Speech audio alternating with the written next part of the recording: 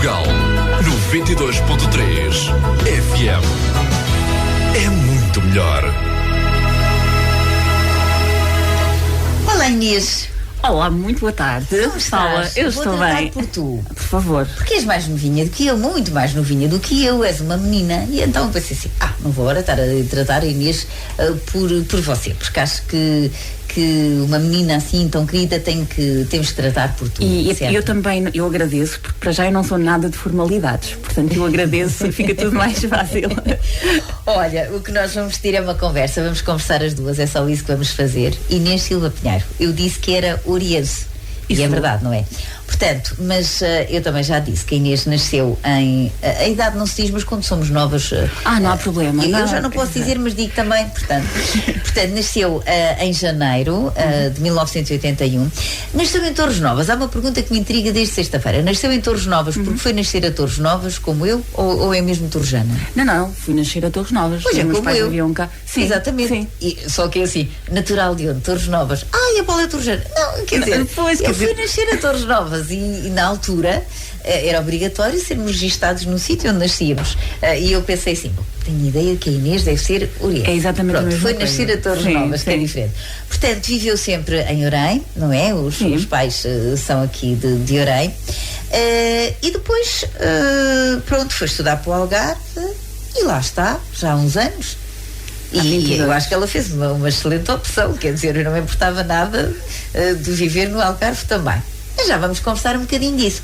Inês, antes de falarmos deste livro, desta paixão pela escrita, como é que é, Inês, quando andava na escola? Sempre sentiu que tinha jeito, que tinha algum talento? Porque para escrever é preciso ter jeito, é preciso ter talento, e depois aperfeiçoa-se esse talento e esse gosto.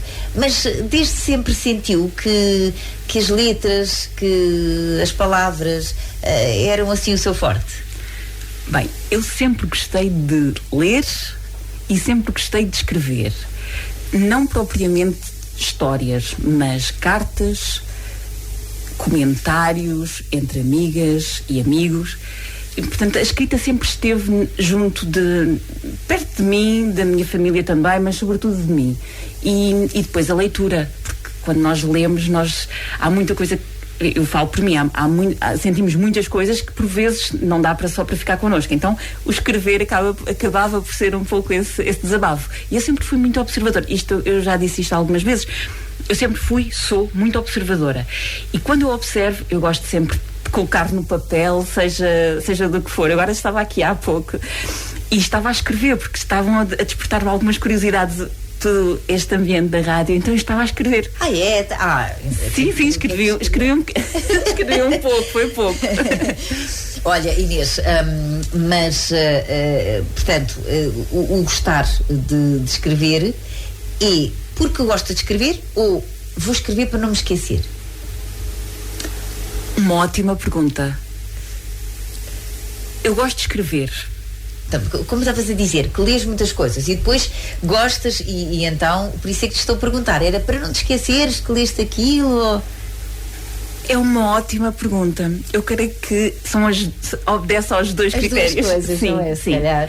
Porque há tanta coisa e sentimentos, não é? Sentimentos que nós estamos a aproveitar, estamos nos lugares. Eu sou muito de lugares, de paisagens, de pessoas e de momentos. E há tanta coisa que está a acontecer e que depois eu tenho receio que quando me vai embora do momento ou passado algum tempo eu possa esquecer-me disso e está a ser importante para mim. Então eu gosto de registar. Então nesse aspecto é o segundo aspecto, é aquilo que estavas a dizer, para não esquecer. E depois é tornar imortal, não é? E intemporal aquilo pelo qual eu passei ou aquilo que eu senti. Pois. Olha, Inês, depois tu optastes pela via das letras, não foi? Licenciaste em Línguas e Literaturas Modernas, variante português e espanhol, não foi? Na Universidade do Algarve. Sim, exatamente. Diz tudo, a única coisa que eu gosto é a Universidade do Algarve. Não gostas de português e não gostas de espanhol. Desculpa, estou a brincar contigo. E também és mestra em ensino de línguas, com especialização em ensino de português e espanhol, no terceiro ciclo de ensino básico e ensino secundário, pós-graduada em coaching, também vamos falar disso, que acho que também deve ser muito importante, e também quero saber. Sim, é muito interessante. De que forma é que isto também muda ou faz com que mudes a vida de alguém.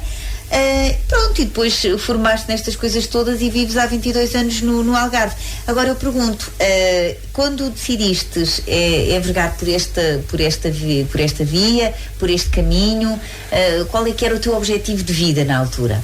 Quando foste estudar para o Algarve? Sim, porque na altura eras muito novinha, não é? Escolhemos e foste para o Algarve. Porquê o Algarve e porquê a literatura? Eu adoro praia e, portanto, o Algarve. Não sei porque é que eu não me lembrei disso. Eu adoro praia e então considerei que o Algarve era o lugar onde eu me poderia sentir bem. Claro que nós temos ideias sobre, nós íamos passei lá algumas férias com a família e portanto tinha a certeza que só o mar ajudava Era meia licenciatura feita, não era? Exato.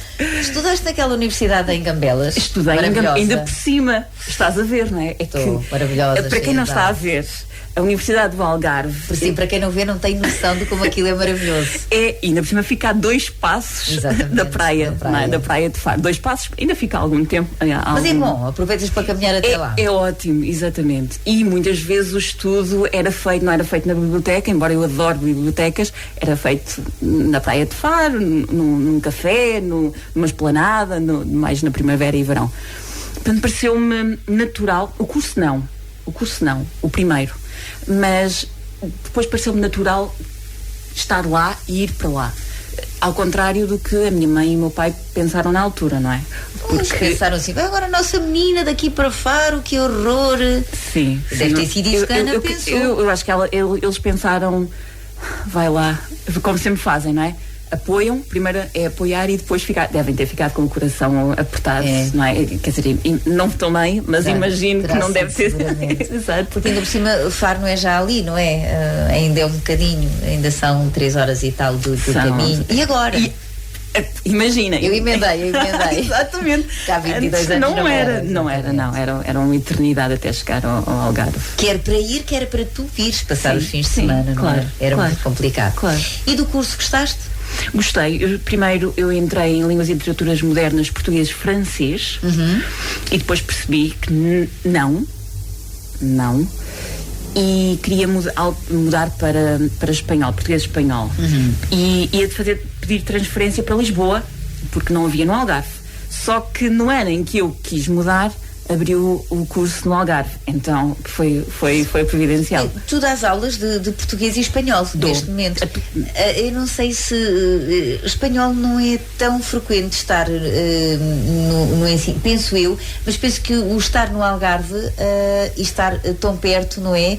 E com tanto turismo, penso que é um bocado isso que faz com que haja muitos alunos em espanhol, não é? No Algarve já começa a haver, já houve um boom há uns anos atrás, portanto estagnou. E agora volta a haver muitos alunos que escolhem espanhol no ensino. Eu atualmente estou a dar aulas no ensino secundário. Mas no ensino básico, 3º ciclo, também. Muitos alunos. Já muito. Sim. Inês, então, e vais, agora dás as tuas aulas, não é? Como é que é a vida de uma oriense longe da família, não é? Com muitos amigos, tudo bem, mas longe da família, como é que se concilia? De vez em quando vem Sorém, mata saudades, a família vai a Faro, como é que isto é feito?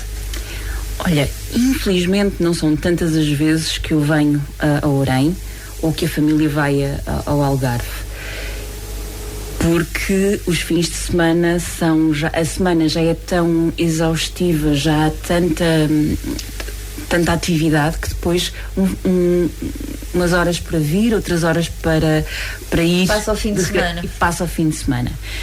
Mas Orém é raiz, não é? São as raízes. A família, eu já não os via desde abril e eu já estava a ansiar muito por 14 de agosto, que foi o dia que eu cheguei. E então as saudades são muitas, telefonamos, videoconferência, não é? Claro, agora atualmente também é tudo diferente. Sim, mas não é fácil, sobretudo à medida que vamos crescendo. Eu não sei se isto faz muito sentido. Mas eu sinto que cada vez que cresço, que estou mais enraizada à cidade, sim, à cidade e à família. Cada vez... Estás a falar de Orem? Orem, sim. E adoro viver no Algarve.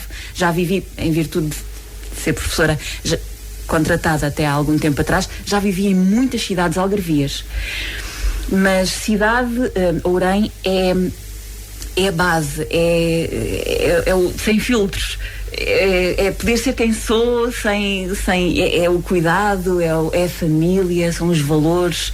Às vezes nós precisamos, falo por mim, às vezes preciso de recentrar, e o recentrar é aqui. É em Orem. É em Orem. Sim.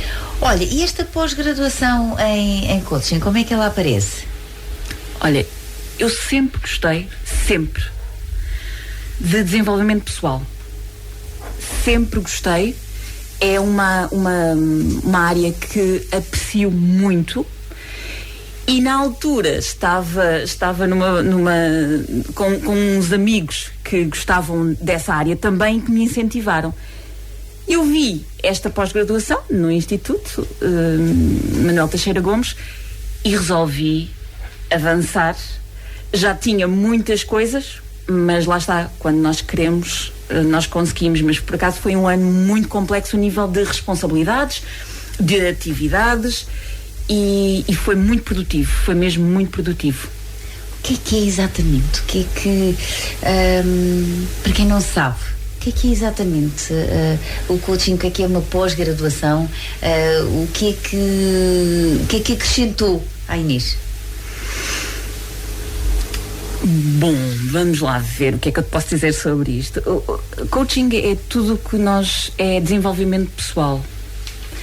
De forma muito abrangente. É trabalharmos o nosso ser, quem somos. E depois percebermos o que é que queremos.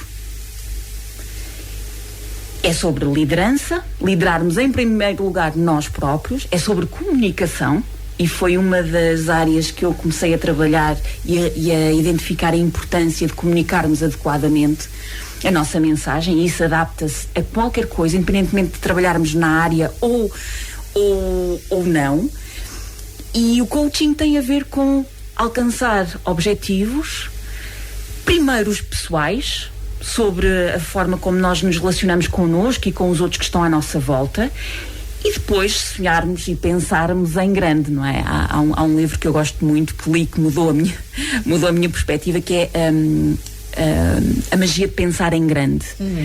E quando nós nos propomos a pensar em grande, e não digo só pensar em grande e alcançarmos financeiramente, estamos a falar de pensarmos em grande enquanto seres humanos, também eu utilizo muito esta expressão, mas é verdade. Só depois podemos almejar termos outras coisas. Mas o coaching tem a ver com isso, com objetivos pessoais, profissionais, de relacionamento com os outros, com o nosso namorado, com o nosso filho, com o nosso chefe, com os nossos pais, com os nossos alunos, não é? No meu caso também, que me ajudou muito e continua a ajudar. Inês, então é por isso que foi dito, não foi por ti, na apresentação do teu livro, que este livro fala de ser como somos, de sermos livres, e falava também, alguém falou de que era um livro pequeno, mas que tinha uma mensagem gigantesca. É ao fim e ao cabo isto que é pensar grande? Eu acho que pensar grande é exatamente isso. É exatamente isso, Paula. Porque eu sei que nós vivemos numa sociedade onde tudo o que é material está na nossa mão. E hoje queremos e amanhã já não queremos, já não nos serve. Não é? E não é preciso irmos às crianças. Nós adultos também somos assim. Então, o pensar grande e a mensagem grande tem a ver exatamente com a nossa grandeza como pessoas. Porque só quando somos grandes a nível interior, e isto cada um sabe, está a ouvir estas palavras e saberá o que é que isso significa para si. Portanto, não há receitas, para mim a grandeza hoje estou aqui a falar contigo e é uma, e amanhã eu saio daqui com outro insight da nossa conversa, com a tua partilha, e será outra coisa diferente, e está tudo bem, não é? E está tudo bem. O importante é nós percebermos que onde é que eu quero ir, quem é que eu quero ser na relação com os outros, na relação com o meu filho, com o meu marido, com o meu pai, com a minha mãe, com o meu namorado. E eu acho que a grandeza é exatamente essa, não é? De sermos como somos, e sem os véus, sem o dissimular, só porque aquela pessoa, se eu disser isto, ela não vai entender, ou ela vai pensar que eu sou desta maneira e daquela, e isso era péssimo para mim. Então, portanto, a Inês vive conforme se sente bem, sem pensar naquilo que os outros vão pensar da Inês, correto? Eu sou sou humana, então isso é o meu propósito, mas eu tenho interação constante com todos os que estão à minha volta, e, portanto, nem sempre, e de alguma forma temos que terem atenção à opinião dos outros também, e nem não? Sempre eu consigo isso. Por vezes há algumas situações em que eu penso, mas porquê é que estão a dizer isto de mim, ou porquê é que aquela pessoa teve aquela atitude em relação a mim? Talvez eu... E claro, quando nós é bom refletirmos porque é que está a ser dito, mas condicionarmos-nos, não creio que seja bom. Agora, também não te vou dizer que isso nunca acontece comigo. Não estaria a ser honesta, e tenho de ser honesta contigo. Claro que, por vezes, ainda me sujeito àquilo que os outros dizem e condiciono. Olha, Inês, também falaste nesta apresentação que todos os dias escreves. E a prova disso é que tu já escreveste enquanto aqui estavas. Mas todos os dias escreves. E às vezes, quando te questionaram se tens assunto para escrever sempre, tu até dizes que escreves sobre não ter assunto. Agora, como é que se escreve sobre não ter assunto? Chega-se ao diário e diz: olha, meu querido diário, hoje não tenho nada para falar contigo? Hoje não tenho nada para falar, hoje não tenho nenhum assunto. No entanto, olha, já viste isto. Às vezes não é no tu, não é? Às vezes, no outro dia lembrei-me que e começo a pensar em pessoas, paisagens, músicas, tudo aquilo que me rodeia, e depois naturalmente o assunto vai surgir. E estamos a falar, quando eu digo que escrevo todos os dias, eu estou a dizer, não estamos a falar de 20 páginas, ou de 10, ou de 5. Claro, estamos a falar de uma página. Mas sim, é algo que eu... Não é obrigar, porque é uma forma de me expressar e faz parte de mim. Mas é algo que eu também me treino a fazer. Porque quando eu não o faço, eu sei que no dia a seguir... se calhar já não vou arranjar o mesmo assunto, e no outro dia eu vou estar mais preguiçosa, e se calhar no outro dia a seguir, e assim sucessivamente. E claro que eu não escrevo todos os dias para publicar, nem sequer penso nisso, também referi na apresentação, não é uma coisa que me atormente. Escrevo porque gosto, porque me apetece, e tenho sempre, para situações, tenho sempre às vezes tenho uma Moleskine e caneta também tenho sempre, e outras vezes tenho umas folhas onde vou escrevendo observações daquilo que vou vendo. E não é no telemóvel, nem no computador? Não é no telemóvel. É em papel? É em papel. No telemóvel acontece eu estar a correr, nem a correr, isso acontece porque não levo telemóvel, não levo redes, não levo nada.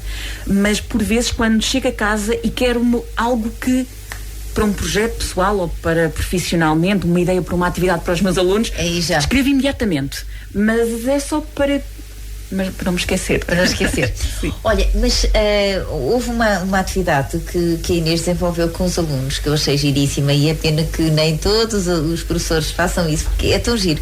Desafiar os alunos durante um período escreverem todos os dias, ao fim e ao cabo, como se fosse uma folha de diário. E isso resultou muito bem com os alunos, não resultou? Resultou muito bem. E depois dessa... Primeiro não tenho assunto. É a primeira coisa que os meus alunos me disseram. Não tenho assunto. Mas como eu, antes de propor aos meus alunos, eu faço... Tinhas feito essa experiência? Eu já tinha. Aliás, foi de um bocadinho dessa experiência que tu te habituaste a escrever todos os dias, não foi? Foi dessa experiência. Na altura escrevi em espanhol, só que agora escrevo em português, não é? Na altura escrevi em espanhol porque eu queria mesmo sentir o que é que os meus alunos iam sentir, de dificuldades. E óbvio que eu agora estou a falar à distância e eu falo sobre não ter assunto.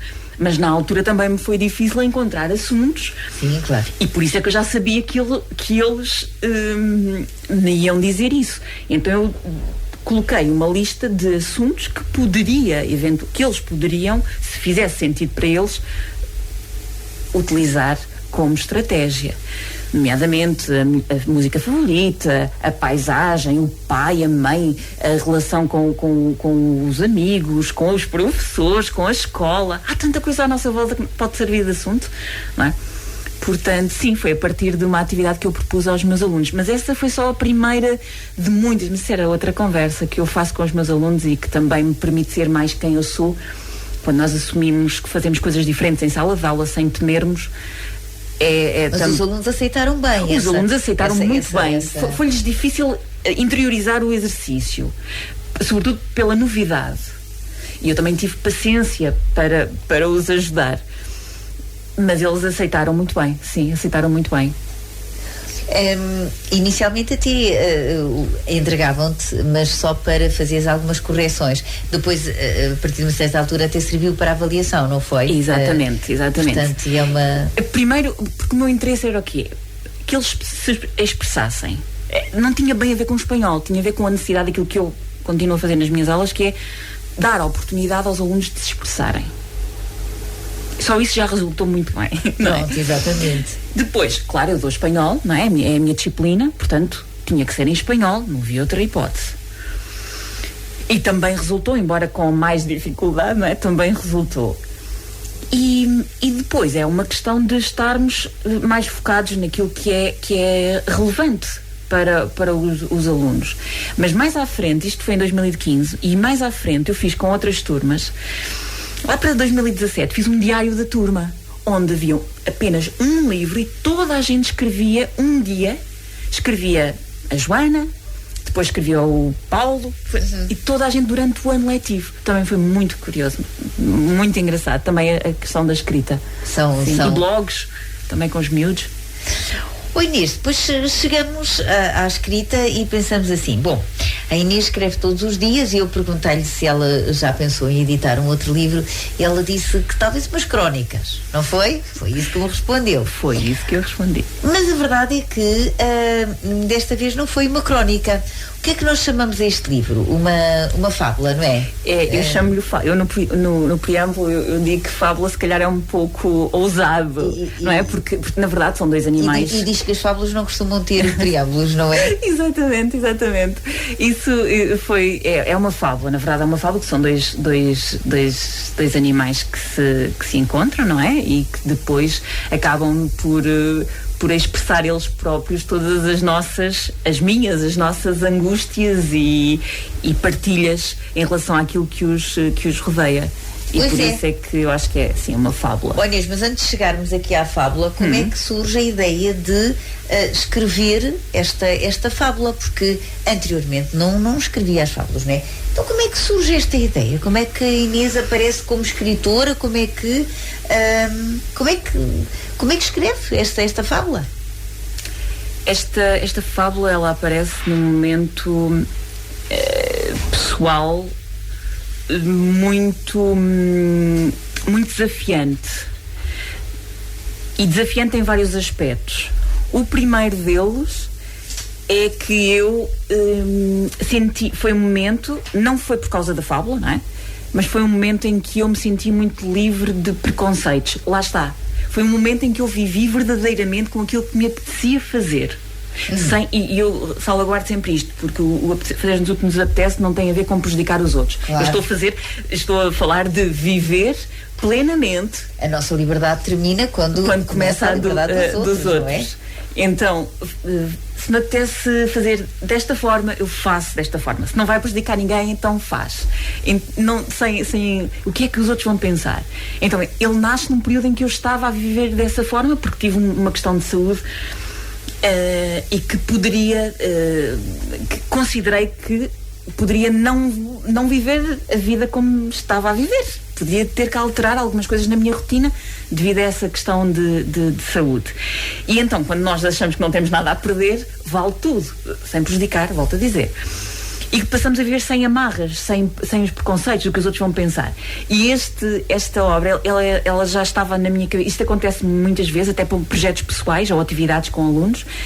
Ela já estava as personagens já estavam na minha cabeça há algum tempo. O nome foi o primeiro a aparecer. Já estava, e depois as personagens surgiram de uma forma muito espontânea. E um dia, não sei, estava mais desocupada, sentei-me no computador e comecei a escrever. E terminei quando terminei. Portanto, foi escrito todo, como costuma dizer, temperitado. Foi, completamente. Foi mesmo escrito de forma sôfrega, de isto faz sentido, então continuo. E eu não consigo perceber aquelas hesitações que eu muitas vezes tenho nos textos até que eu escrevo matinais.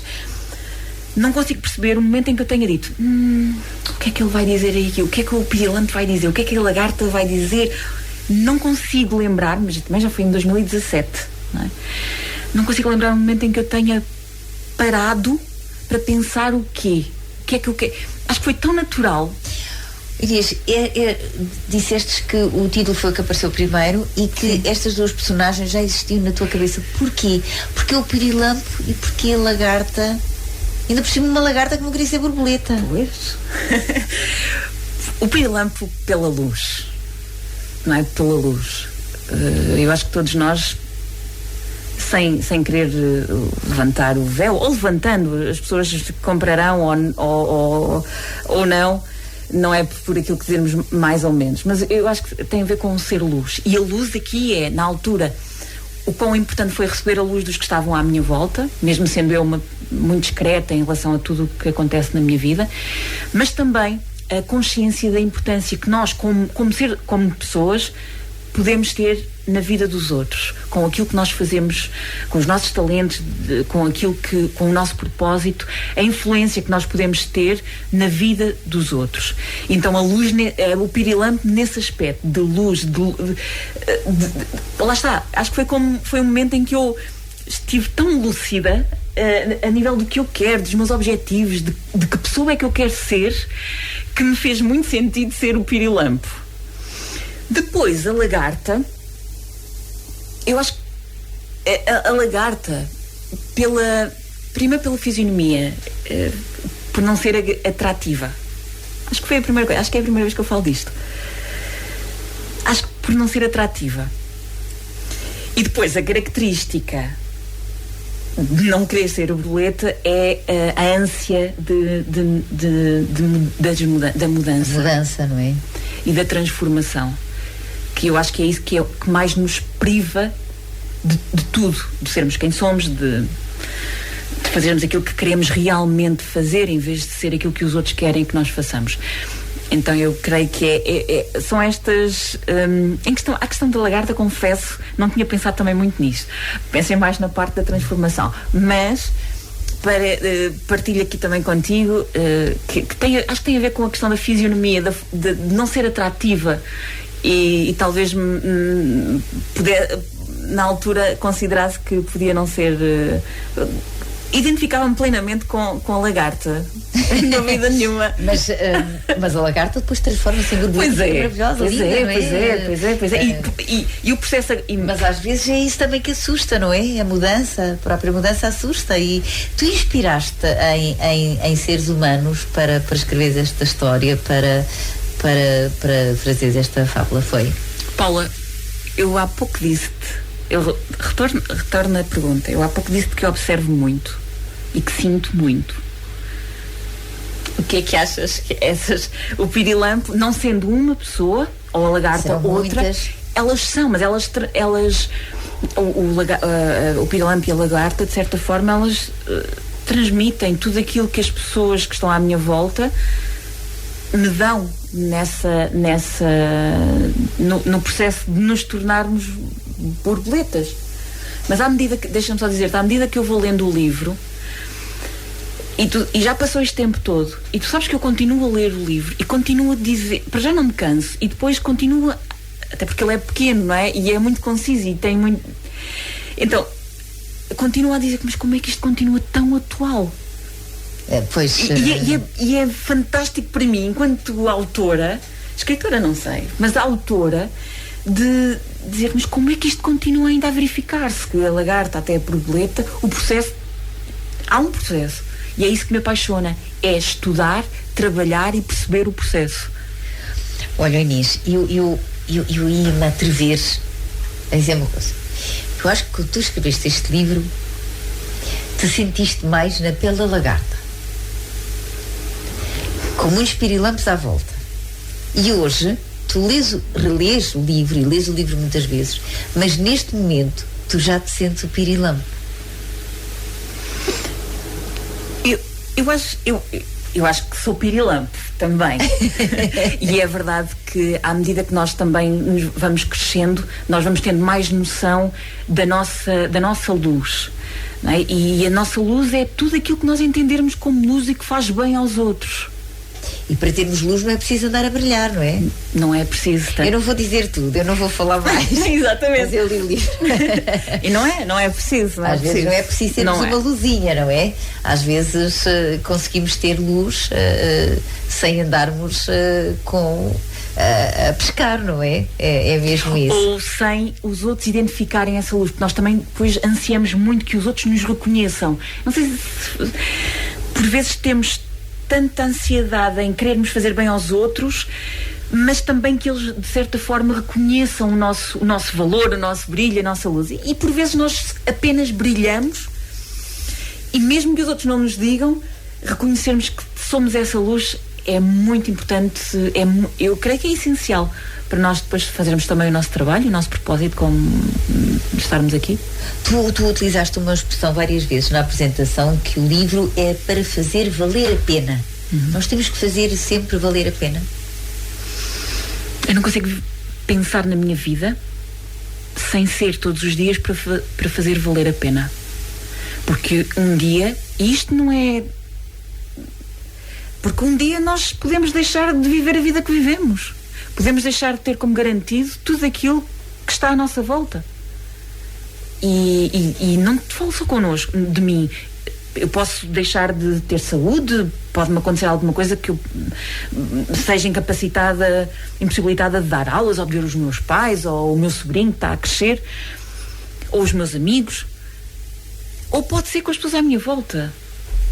Um dia as nossas pessoas, elas deixam de estar, e eu disse tudo aquilo que queria dizer. Foi um pouco o propósito. Foi a quem é que eu disse que amo, que gosto? Já disse? Não, porque eu não era pessoa de dizer. Mas agora dizes? Digo mais vezes, não é? Porque isto é tudo um processo, não é? Digo mais vezes, sim. Tento que não fique por dizer, sim. Para quem é que tu escreveste este livro? Para quem? Sim. Eu escrevi este livro, perguntas... Quem é que pode ler o livro? Sim. Para que faixas etárias? Portanto, a quem é que este livro vai fazer bem? Quem é que vai... E já agora, gostavas que este livro ficasse no Plano Nacional de Leitura? Porquê que tu me fazes essa pergunta? Porque eu acho que porque vai fazer parte. Não, porque numa perspectiva de pensar em grande, esse é um dos meus objetivos. Claro, eu acho que sim, é tão bom poderem trabalhar o teu livro, e eu acho que sim, que deve ser um reconhecimento muito grande para quem escreve, poder ver o livro ser trabalhado pelos alunos. Por isso é que perguntei se gostarias, claro. Então, sim, respondendo abertamente, sim, só que está na lista do meu pensar em grande como algo que eu tenho que trabalhar mas não falei com ninguém. Mas é incrível. Não, se falaste com alguém, eu não falei. Surpreendida. Eu estou mesmo muito surpreendida. Eu não falei com ninguém. Porque sim, eu quero, quando eu digo que quero desfrutar, eu não penso já naquilo que vem a seguir, eu quero desfrutar esse livro e tudo aquilo que ele me está já a proporcionar, nível de retorno, mas também de crescimento pessoal. Quero trabalhá-lo com, que é o meu público, que é jovens e adolescentes e pré-adultos e portanto eu creio que essa faixa etária poderá entendê-lo melhor, mas também me parece que acompanhado serve para qualquer idade, para os mais velhos. No outro dia alguém dizia: Inês, disseste que isto era para jovens, e eu, que tenho 60 e tal, não posso. Claro que pode ler, toda a gente pode ler. É muito não bom, é? é muito bom. Claro que cada um de nós vai retirar, por isso é que as obras têm, elas não são, essa obra deixou de ser minha, não é? A partir do momento em que a editas. A partir do momento em que cada um lhe dá o sentido que entender. O sentido com que tu escreveste pode não ser aquilo que a pessoa vai ler. Completamente. Interessa é que tire uma lição. Que tire, ou que seja um bom momento, mesmo que não retire naquele momento, não é? Eu não posso pretender, eu não tenho a pretensão deste livro agradar a todos. Agora, eu sei que este livro tem uma mensagem intemporal, isso eu sei. Pode não estar no teu momento de tu entenderes essa mensagem. Pode acontecer. E para mim está tudo bem também, porque eu tenho um propósito quando eu lancei, quando eu propus à editora essa obra. Pode não ser exatamente aquilo que tu vais captar da obra, mas o meu propósito é que chegue a mensagem. Agora, o que significa essa mensagem para ti vai ser necessariamente diferente do que significou para mim ou para a minha mãe. Ou outra pessoa leia. Olha, Inês, tu escreveste isto assim numa noite, não é? Ali tudo de seguida, e depois vem a fase de... Foi para a gaveta, não é? Pronto. E já agora esteve na gaveta quanto tempo? Teve 5 anos na gaveta. 5 anos na gaveta, que horror. Pois foi em 2017 que escreveste, não é? E depois como é que vem, agora aí não sei se é a coragem, se é o desejo, não sei. O que é que despertou em ti? Vou lá buscar aquilo à gaveta que eu escrevi. E depois como é que funciona todo o processo até chegarmos ao livro? Porque isto é todo um processo depois, sim, não é? Sim, é um processo demorado, não é? É um processo demorado. E também é demorado o eu ter colocado na gaveta, não é? E dei na altura, dei a 3, 4 pessoas que me disseram: Inês, isto é muito bom, adoro, como é que... Mas tu és minha amiga, não é? E depois é isto, não é? Nós tememos sempre que os outros que são próximos emocionalmente considerem que nós não temos talento, simplesmente é uma questão emocional que está ali a funcionar. Mas eu também dei a ler a um aluno que me pediu, e à mãe desse aluno, na altura, não é? Eu partilhei o texto com os meus alunos, porque eles viram-no em cima da mesa, que eu tinha impresso. Viram-no em cima da mesa e eles perguntaram-me: professor, o que é isso? Por favor, leia. E eu fiquei muito incomodado, não é? Mas disse: vocês querem mesmo ler? E li. E no final da aula tive um aluno que encontrei recentemente que me disse: professora, eu preciso de ler esse texto com a minha mãe. Pronto. E por isso é que mais tarde ou mais cedo eu acho que essa obra teria que sair à luz do dia, porque eu não consigo deixar de pensar naquele pedido que o aluno me fez, e depois o retorno da mãe e dele depois de ler em conjunto. E o que é que foi? Podes partilhar connosco? Posso, tenho muito orgulho em partilhar que em Rádio Educação ela disse-me que nunca tinha há muito tempo que não falava com o Hugo daquela forma, e que foi muito importante para ela partilhar aquele texto com o filho. E isso para mim não há elogio. Eu recebo muitos elogios, eu como professora, não é? Também recebo muitos elogios, mas eu confesso que aquilo foi o primeiro retorno de alguém fora do ambiente pessoal, que eu pensei: bom, se calhar isto faz sentido ser lançado. Mas depois ficou este tempo todo a marinar, e eu também, porque a obra está escrita e eu preciso de crescer agora. A obra vai ter o seu lugar, mas eu também preciso crescer, e é aí que o crescimento pessoal, o desenvolvimento pessoal, o coaching, tudo isso funciona. E mais recentemente, 2021 foi um ano muito importante também na minha vida, perspectivas também um pouco diferentes de 2017, mas também muito importante. E eu cresci muito emocionalmente, cresci muito profissionalmente, mas sobretudo na questão da confiança. E é aí que surge. Eu já estou esquecida daquilo que me fez escrever o livro.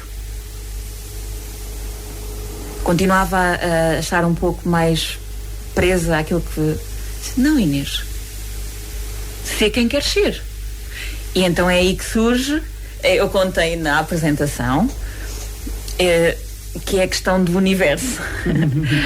E e lancei para o universo, porque eu estava numa encruzilhada, eu não sabia muito bem, eu sabia o que é que eu queria, mas eu não sabia como chegar.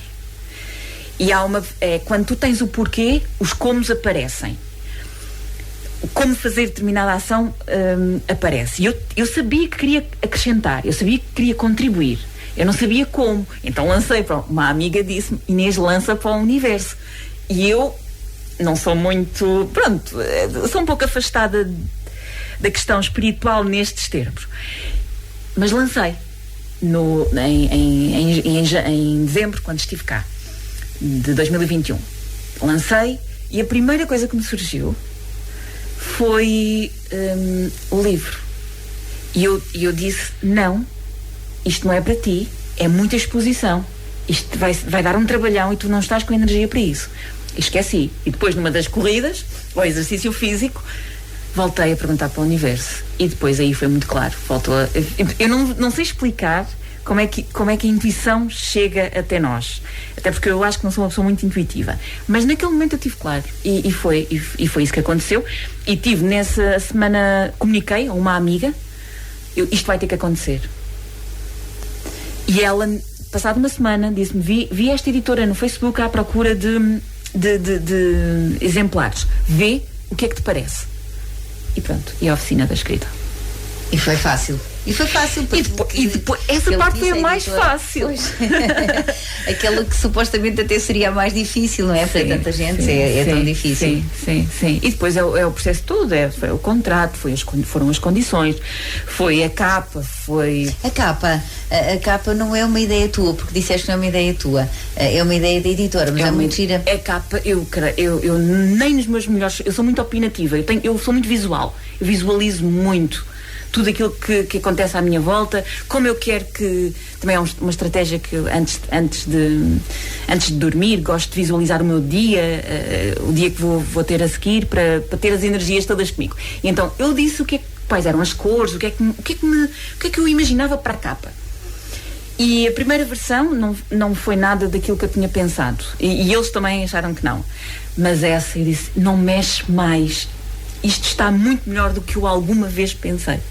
Então sim, foi da oficina da escrita que eu acho que está fantástica essa capa.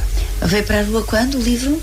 O livro esteve em pré-venda no dia 2 de julho, mas ele saiu, então eu recebi no dia 10 de agosto, por aí. Foi agora. Olha, e depois outra coisa, porquê a Biblioteca de Orem para apresentar este livro?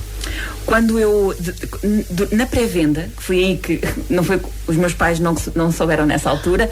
Pois, porque assim, os teus pais não sabiam nada que tu tinhas a ter escrito a história, não é? Nem sabiam do livro, não sabiam nada disso. Quer dizer, é fácil manter segredo, tanto mais que não estás a viver aqui, estás a viver muito à distância. Mas porquê tu fizeste este segredo? Eu ao meu irmão disse, mas também não disse muito antecipadamente, porque eu queria ter a certeza que isto ia mesmo acontecer. Eu queria ter mesmo a certeza que ia acontecer, porque na verdade é um processo demorado e temi que em algum momento isto podia não acontecer. E então não queria gerar expectativas da parte deles. E depois porque, de certa forma, também era confortável. Eu estava no Algarve, não é? Isto começou... Vê lá, eu não estava com eles desde janeiro. Eu disse-lhes em abril. Foi em abril, ao meu irmão um bocadinho antes. Portanto, também não foi... não é? Não foi no processo. Pois. Mas sim, não disse... Uma questão de gerir expectativas deles e se calhar minhas também. Mas pronto, foi a escolha da biblioteca. Porque é que escolheste o Orem? Porque a editora tinha dito que Inês é importante que seja para já, porque quando saiu eu estava cá.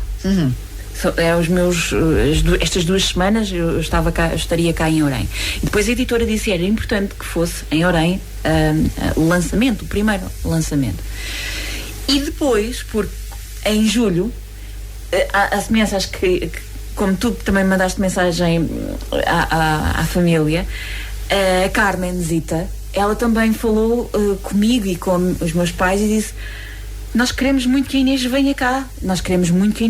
E na altura não havia agenda. Só que, entretanto, nestas últimas semanas, e foi mesmo nestas últimas semanas, houve uma coincidência de espaços e as coisas alinharam-se e afinal podes vir em novembro, mas em agosto vamos ter agenda para ti. Pronto, e depois já tinha um espaço também que de certeza eu espero regressar, mas que ficava muito em cima para a divulgação, e então escolhemos a Biblioteca Municipal de Ourém, e o acolhimento da Carmen, de toda a equipa, foi extraordinário. Eu não estava a ver outro sítio onde o Pirilampo e a Lagarta, que não queria ser borboleta, pudesse ganhar vida junto de todas as pessoas que também lá estiveram, do que aquele. Inês, tu disseste que o primeiro lançamento estão mais, provavelmente, e onde é que vão ser os próximos? Eu ainda não. Bom, porque eu agora fiquei sem exemplares. então eu preciso de voltar a ter exemplares, e no Algarve as minhas redes sociais e as minhas mensagens é: Inês, esquece, tu tens de fazer aqui, nós também queremos estar contigo, queremos dar-te os parabéns, queremos felicitar-te, queremos viver este momento contigo. Portanto, no Algarve vai acontecer provavelmente no final de setembro, mas ainda não está nada certo. É possível que esteja também em algumas bibliotecas escolares, e agora é dar vida ao Pirilampo e à Lagarta. Tu disseste que querias desfrutar deste livro. Na altura utilizaste uma expressão: queres usufruir de tudo o que ele te pode trazer. Sim. Eu na altura pensei assim: é mais ou menos eu com umas bolas Berlim. Eu quero uma bola Berlim com aquilo que tenho direito, é com muito creme. É para ser, não é? E, com certeza, não vamos querer agora uma bola Berlim só sem creme, só porque a bola Berlim faz mal. Se for sem creme faz menos mal. Por favor, ela já faz mal de qualquer das formas. Portanto, é tudo aquilo que eu tenho direito. Quando perguntam assim, com creme ou sem creme, eu respondo com muito creme. Exato. E este livro, espero ter notícias tuas no Plano Nacional de Leitura, portanto, e depois falaremos outra vez. Mas o que é que tu esperas que este livro te traga de novo à tua vida? Que mudança é que este livro pode trazer à vida da Inês? Olha, eu, na verdade, eu nem sei, porque eu estou tão disponível para receber aquilo que vão sendo os retornos das pessoas que já leram e que já partilharam comigo, que eu ainda não sei como é que isso que tipo de transformação vai operar em mim, na minha ação. Agora, há um aspecto que já surgiu, que são os outros. Eu sou muito introvertida. Eu sou discreta, mas também sou muito introvertida. Eu tenho as minhas coisas, os meus momentos. E isto tudo já me está a dar algo que eu quero trabalhar em mim. Quando eu penso no quem é que eu quero ser... Olha, que não parece nada. Na apresentação não apareceu nada. Estás a ver, já está a resultar. Eu entendo, mas aí, sabe, Paula, eu não estou a pensar em mim.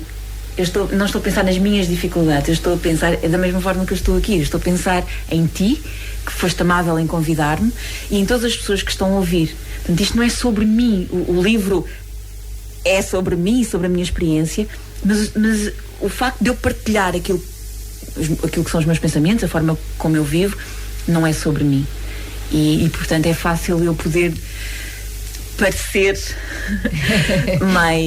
mais tranquila e disponível.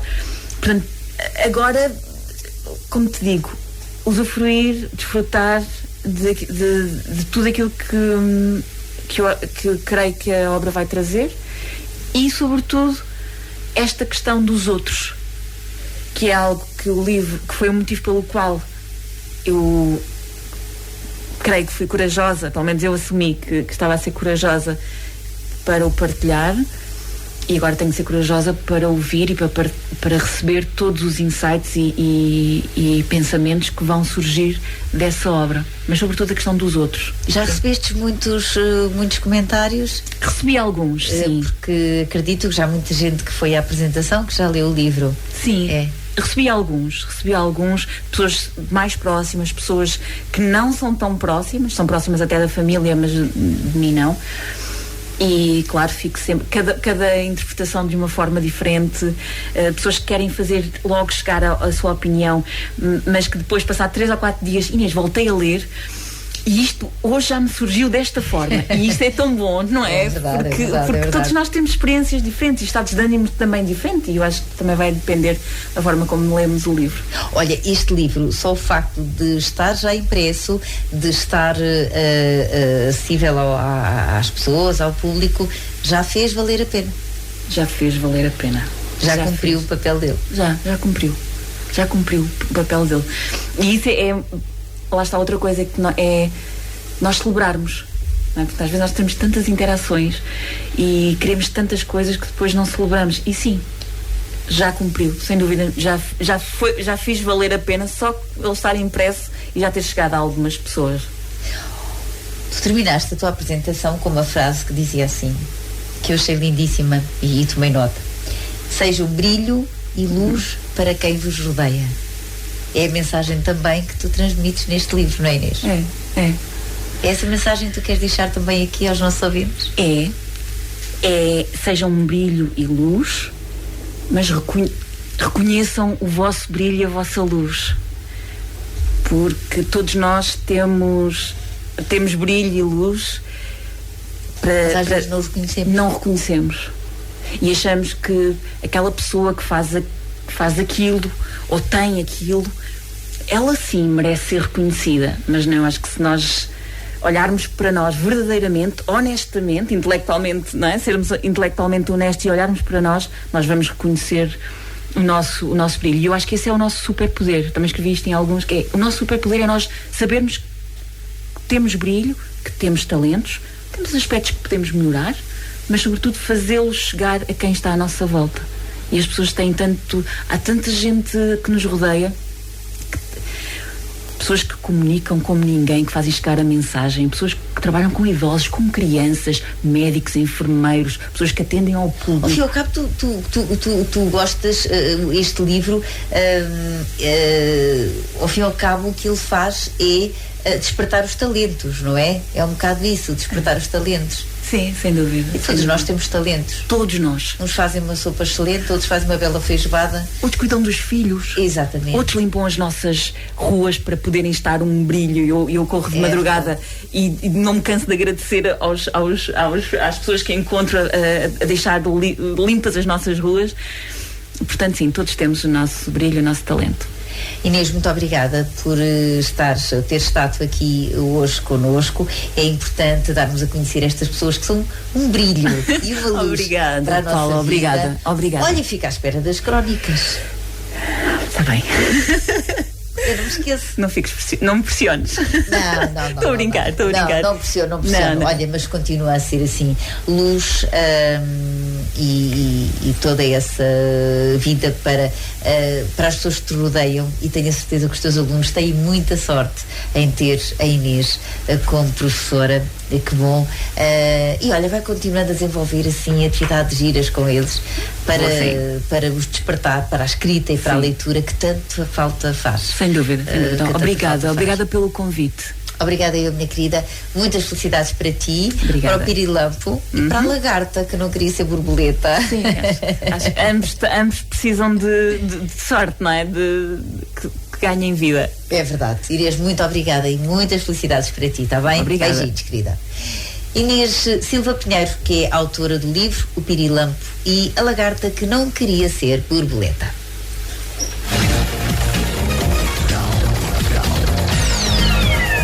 ABC Portugal 92.3 FM.